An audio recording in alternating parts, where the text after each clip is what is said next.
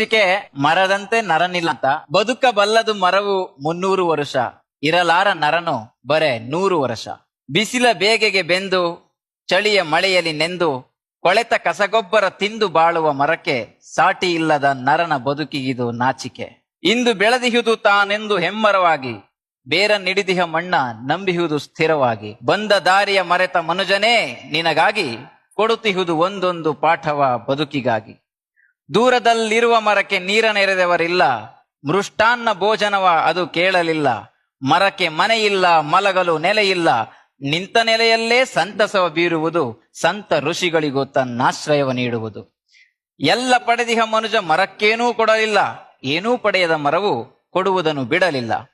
ಮಡದಿಗೊಂದು ಹೂವ ಮುಡಿಸಿ, ಮಗುವಿಗೊಂದು ಹಣ್ಣ ತಿನಿಸಿ, ಮನೆಗೆ ಒಂದು ತೊಲೆಯನಿಟ್ಟು ಸೂರು ಕಟ್ಟಿದ್ದು ಮರದಿಂದ, ಕೊನೆಗಡಿಗೆ ಮಾಡಿ ತಿನ್ನುವ ಅನ್ನ ಬೆಂದದ್ದೂ ಮರದಿಂದ.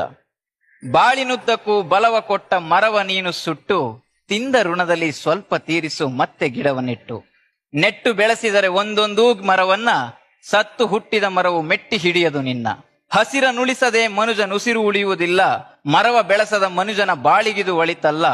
ಒಬ್ಬೊಬ್ಬರೊಂದೊಂದು ಗಿಡವ ನೆಟ್ಟರೆ ಸಾಕು, ಪರಿಸರದ ಬದುಕಿಗೆ ಕೈ ಹಿಡಿಯಬೇಕು. ಮನೆಗೊಂದು ಮರದಂತೆ, ಊರಿಗೊಂದು ವನದಂತೆ, ಆಧುನಿಕ ಬದುಕಿಗಿದು ಸಾಲದಂತೆ. ಒಬ್ಬೊಬ್ಬ ಮನುಜನಿಗೊಂದೊಂದು ಮರದಂತೆ, ಒಂದೊಂದು ಊರಿಗೊಂದು 10 ವನದಂತೆ. ಬೆಳೆಸಿದರೆ ಪರಿಸರವ ನಮಗಿಲ್ಲ ಚಿಂತೆ.